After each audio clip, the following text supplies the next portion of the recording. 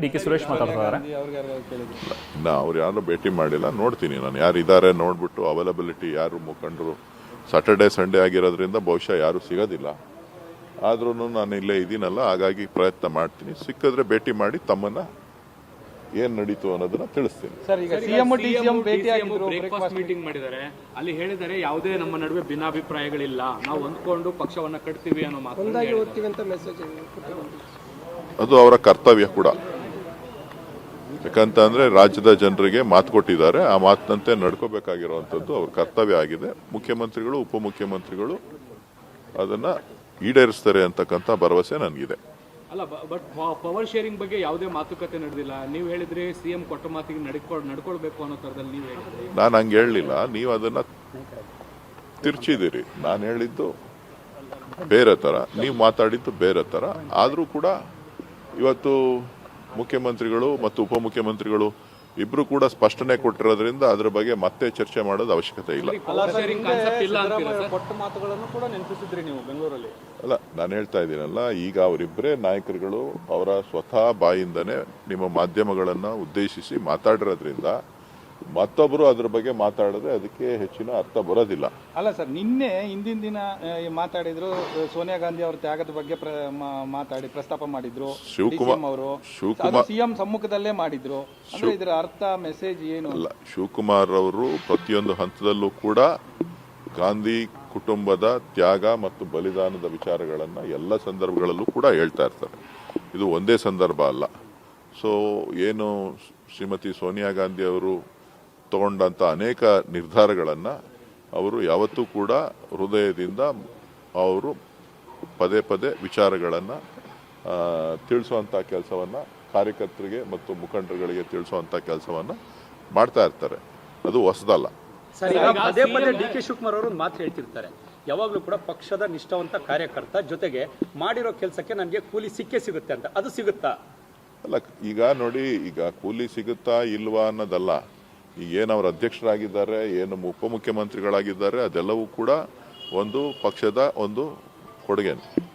So ಹಾಗಾಗಿ ಅದ್ರ ಬಗ್ಗೆ ಮತ್ತೆ ಮಾತಾಡೋದ್ರಲ್ಲಿ ಅರ್ಥ ಇಲ್ಲ. ಗೊಂದಲಗಳು ನಿವಾರಣೆ ಆಗಿದ್ವಂತ ಸರ್. ಈಗ ಗೊಂದಲಗಳು ಏನಿದ್ವು ನೋಡ್ರಿ, ಗೊಂದಲಗಳಿಗೆ ತೆರೆ ಎಳೆಯುವ ಪ್ರಯತ್ನವನ್ನ ಉಪಮುಖ್ಯಮಂತ್ರಿಗಳು ಮುಖ್ಯಮಂತ್ರಿಗಳಿಬ್ರು ಸೇರಿ ಮಾಡಿದ್ದಾರೆ, ಸ್ಪಷ್ಟನೆಯನ್ನ ಕೊಟ್ಟಿದ್ದಾರೆ. ಅದನ್ನ ವರಿಷ್ಠರು ಇನ್ನೂ ಹೆಚ್ಚಿಂದ ಏನಾರ ಇತ್ತು ಅಂದ್ರೆ ಅದನ್ನ ಬಗೆಹರಿಸ್ತಾರೆ. ಸಿಎಂ ಡಿಸಿಎಂ ಒಂದಾಗಿ ಹೋಗ್ತಾರೆ ಅಂತ. ಆದ್ರೆ ಶಾಸಕರಲ್ಲಿ ಒಂದಿಷ್ಟು ಬಣಗಳು ಸೃಷ್ಟಿಯಾಗ್ಬಿಟ್ಟಿದಾವೆ. ಕೆಲವು ಶಾಸಕರು ನಿಮ್ಮ ಪರ ಇರೋರು ದೆಹಲಿಗೆ ಬಂದು ಹೈಕಮಾಂಡ್ ನಾಯಕರನ್ನು ಭೇಟಿಯಾಗಿದ್ದಾರೆ. ಈ ಬಣ ರಾಜಕಾರಣ ನಿಲ್ಲೋದು ಯಾವಾಗ ಅಂತ? ಬಣದ ರಾಜಕಾರಣ ಇಲ್ಲ. ಡಿ.ಕೆ. ಶಿವಕುಮಾರ್ ಅವರ ಪದ ಒಂದೇ, 140 ಶಾಸಕರು ನಮ್ಮ ಪಕ್ಷದವರೇ, ನಾನು ಅದರ ಅಧ್ಯಕ್ಷ ಅಂತ ಹೇಳಿ. ಇದು ಡಿ.ಕೆ. ಸುರೇಶ್ ಅವರ ಮಾತು. ಇನ್ನು ನಾನು ಸಂಪುಟ ಪುನಾರಚನೆ ಮಾಡ್ತೀನಿ ಅಂತ ಹೇಳಿದ್ದೆ, ಹಂಗಾಗಿ MLAಗಳು ಮಂತ್ರಿ ಮಾಡಿ ಅಂತ ಹೇಳಿ ದೆಹಲಿಗೆ ಹೋಗಿರ್ಬೋದು ಅಂತ ಹೇಳಿ ಸಿಎಂ ಇವತ್ತು ರಿಯಾಕ್ಟ್ ಮಾಡಿದ್ರು. ಅಂದ್ರೆ ಏನ್ ದೆಹಲಿಗೆ ಕೆಲವೊಂದಷ್ಟು ಜನ ಶಾಸಕರು ಹೋದ್ರಲ್ಲ, ನೀವು ನೋಡ್ತೀರಾ ಗೊಂದಲ ಇಲ್ಲ ಅಂತ ಹೇಳ್ತಿದ್ದೀರಿ ನೀವು ನೋಡಿದ್ರೆ. ಬಟ್ ಅವ್ರು ಯಾಕೆ ಹೋಗಿದ್ರು ಅನ್ನೋದಕ್ಕೆ ಅವ್ರ ನಾಯಕತ್ವದ ವಿರುದ್ಧವಾಗಿ ಇದ್ದಾರೆ ಅಂತ ಅಲ್ಲ. ಅದು ನಾನು ಸಂಪುಟ ಪುನಾರಚನೆ ಮಾಡ್ತೀನಿ ಅಂತ ಹೇಳಿದಾಗ ಬಹುಶಃ ಮಂತ್ರಿಗಿರಿ ಆಸೆಯಿಂದಾಗಿ ನಮಗೂ ಮಂತ್ರಿ ಮಾಡಿ ಅಂತ ಹೇಳಿ ಬಹುಶಃ ಮಾತಾಡಕ್ ಹೋಗಿದ್ರು ಅನ್ನೋದನ್ನ ಸಿಎಂ ಇವತ್ತು ಹೇಳಿದ್ರು.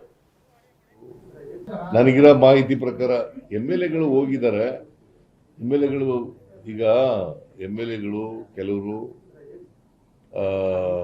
ಮಂತ್ರಿ ನಾನು ರೀಸಫಲ್ ಮಾಡ್ತೀನಿ ಅಂತ ಹೇಳಿದ್ದಲ್ಲ, ಅದಕ್ಕೋಸ್ಕರ ಹೋಗಿರ್ಬೋದು ಕೇಂದ್ರಕ್ಕೆ ಮಂತ್ರಿಗಳು ಮಾಡಿ ಅಂತ ಹೋಗಿರ್ಬೋದು. So it doesn't mean that they are against the leadership. They are not against the leader. ಹೌದು, ಕೆಲವರೆಲ್ಲ ಈಗ ಇವನು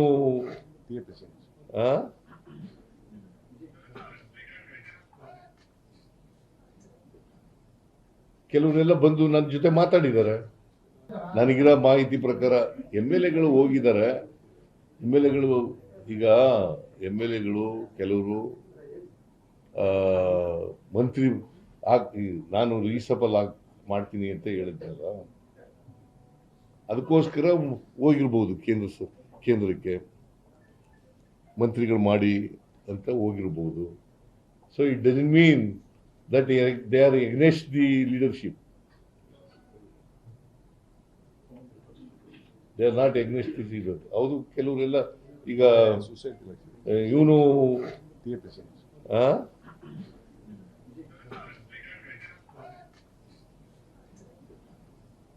ಕೆಲವರೆಲ್ಲ ಬಂದು ನನ್ನ ಜೊತೆ ಮಾತಾಡಿದ್ದಾರೆ. ನನಗಿರೋ ಮಾಹಿತಿ ಪ್ರಕಾರ ಇದು ಸಿಎಂ ಮತ್ತು DCM ಅವರ ಜಾಯಿಂಟ್ ಪ್ರೆಸ್ ಮೀಟ್, ಒಗ್ಗಟ್ಟಿನ ಮಂತ್ರವನ್ನ ಜಪಿಸಿದ್ದಾರೆ. ಬಟ್ ಒಂದು ಕಡೆ ಟ್ರಿಗರ್ ಆದ್ರು, ಈ ಒಂದು ಮಾತು ಕೊಟ್ಟಿದ್ದಾರೆ ಅನ್ನುವಂಥ ಒಂದು ವಿಚಾರಕ್ಕೆ. ಅದೇನು ಮಾಧ್ಯಮದವ್ರ ಮೇಲೆ ಟ್ರಿಗರ್ ಆದ್ರು ಅನ್ನೋದಕ್ಕಿಂತ ಜಾಸ್ತಿ ಪಕ್ಕದಲ್ಲಿದ್ದಂಥ DK ಅವ್ರ ಮಾತಿಗೆನೆ ಕೌಂಟರ್ ಕೊಟ್ಟಿದ್ದಾರೆ ಅನ್ನೋ ರೀತಿಯಲ್ಲಿ ಕಾಣಿಸ್ತಾ ಇತ್ತು. ಎನಿವೆ, ಒಗ್ಗಟ್ಟಿನ ಮಂತ್ರ ಜಪ ಮಾಡಿದ್ದಾರೆ.